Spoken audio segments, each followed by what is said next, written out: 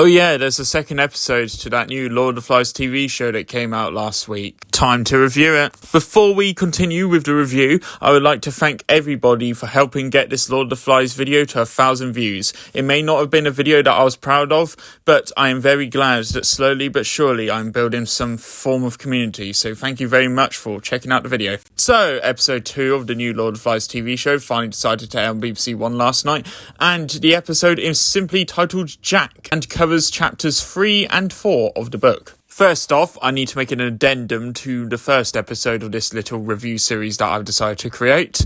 I have decided to bump down the score from a 7 out of 10 to a 6 out of 10. Do I think it aged well? No.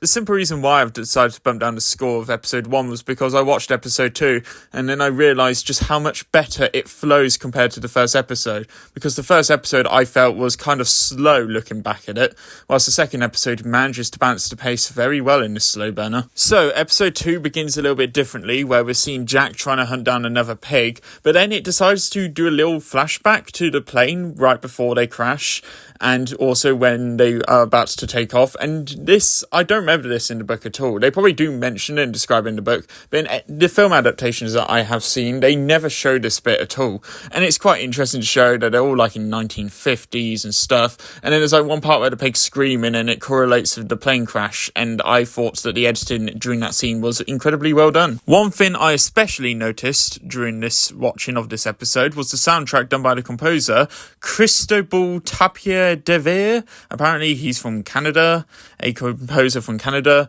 and I absolutely loved the more violent sort of style he goes for with the episode, because this is when the kids are beginning to get a bit more insane and savage. And there's like one quite gruesome scene that I'll get onto in a second, where his soundtrack really kicks in with violins and stuff, and I just thought I'd mention that really quickly because I think he did a very good job. I personally think this episode is far better paced than the first episode, since we've got all the setup out of the way. Now we could get onto the boys trying to create a society and completely failing. The first half of the episode sort of resorts to the boys sort of like trying to like have meetings and stuff, and then one of them talks about the beast and saying that it comes from the ocean.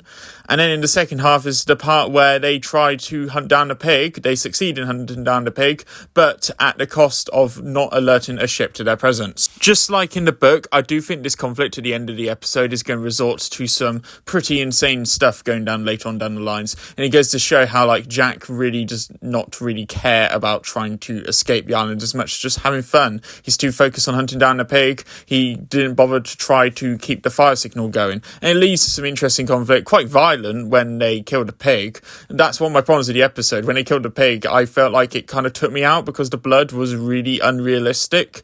It kind of reminded me of the blood from Kill Bill when Gogo Yubari is killed, and it just looked really bright red and it just felt really unrealistic. That kind of took me out of the episode. But apart from that scene especially with the pig was really well done, because like it's like a continuous minute-long shot of like all the boys walking and surrounding the pig, and then they finally kill it off in a really gruesome way. It really does add to the themes and ideas of the story, and showing how the kids are going more insane by the minute. But overall, yeah, thanks to some of the stuff they do in this episode, it kind of makes me excited for the next couple of episodes, knowing how far they would go to make the show seem quite haunting and fit the message of the book that they're trying to base it off. Overall, to conclude this video, I will give episode 2 a 7.5 out of 10, which I do think it is an improvement from episode 1. Right, I'm now going to play Clay Obscure, aka Peak Fiction now. This game is so good. Bye.